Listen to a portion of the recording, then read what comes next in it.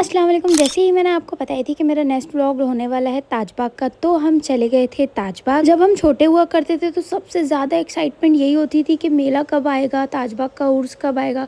उर्स का तो इतना समझती नहीं थी चीज़ें, पर ये बड़ा याद रहता था कि मेला आने वाला है। बचपन में हम लोग एक ऑटो में 10-11 बच्चे भर के जाया करते थे ताजबाग। 10-11 बच्चों से मुराद के जो फैमिली हम लोग साथ में रहते थे, हम उन सबके सारे बच्चे मिलके हमको लेके जाते थे। दादी को हम बिठा दिया करते थे वहाँ पे दरबार पे, और हम लोग सब मेला जाया करते थे। और मेले से वो चीज तो लेते ही थे, वो जो चीनी के नहीं के कप, सासर, कटोरी, खिलौने आते थे, वो तो लेके ही आते थे। और जो लड़के लोग रहते थे वो हमेशा वो जो तबला नहीं आता है, ढोल, वो लेके आते थे। भाई जैसी मोहल्ले में उसकी आवाज ही समझ में आ जाता था ये फैमिली आज ताजबाग से आई है और उनके आके बच्चे ने ये लेके आए। वो ढोल बजते रहता था जब तक वो ढोल पूरा खराब नहीं हो जाता था, वो बजाते ही रहते थे। बच्चे इतना परेशान करते थे। हम यहाँ पे पहुंचे थे रात में 11 बजे, फिर भी इतनी ज्यादा भीड़ थी, मुझे तो यकीन नहीं होता यार कि सब यानी 11 के बाद ही लोग वहाँ पे आ रहे थे। इसके पहले 2 साल मैं यहाँ पे ताजबाग आई हूँ तो एकदम लास्ट में आई हूँ, तो ज्यादा कुछ मुझे दिखाई नहीं दे रहा था। इस बार भी कुछ जल्दी नहीं आई हूँ मैं, पर फिर भी बहुत सी चीजें थी यहाँ। ये जो हलवा पराठे की दुकान रहती है ना, हलवा ऐसे रखा रहता है ऐसे सजा के और पराठा वगैरह,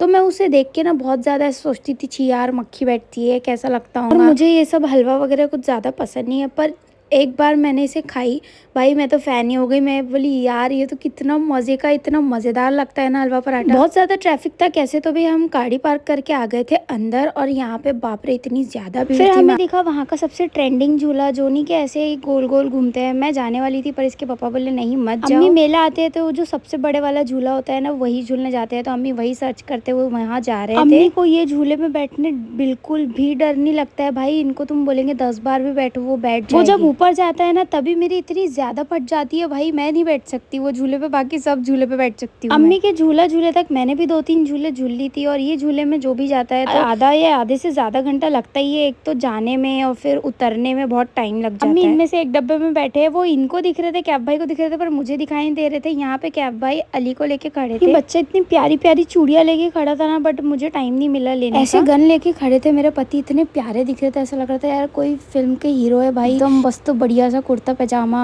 और किसी से लड़ने जा रहे हैं, लाइक वैसी फीलिंग आ रही थी। तो ज़ैनब के पापा के सारे निशाने सही लगे थे। मैं ज़ैनब के पापा के साथ शादी के बाद पहली बार आई थी मेले में। मैं इनकी ज्यादा तारीफ नहीं करती हूँ, फिर ये बहुत ज्यादा इतराने लगते हैं अपने आप को, पता नहीं फिर क्या ही समझते हैं। ज़ैनब के पापा सोचे ज़ैनब को भी गन चलाना सिखाते हो, और जरूरी है अपनी लड़कियों को गन चलाना भी आनी चाहिए। अली अपने चाचू की गोदी में से सारा व्यू देख रहा था, लाइटिंग्स वगैरह देख रहा था। अली भी पहली बार आया था। फिर मैं सोची यार अम्मी जब से वहाँ पे गए तो तब तक मैं भी ये वाला जगह चले जाती हूँ, तो मैं भी चले गई थी डिस्को डांस वाले झूले में। इतना मजा आ रहा था ना, मैं आपको क्या ही बताऊं झूले में बैठने के बाद। ज़ैनब को बिठाया झूले में, भाई ये तो ज़ैनब रोने ही लग गई, इतना डर रही थी, इतने चोमू से झूले पे बैठने के बाद भी इतना डर रही थी। पूरा मेला भरी अपने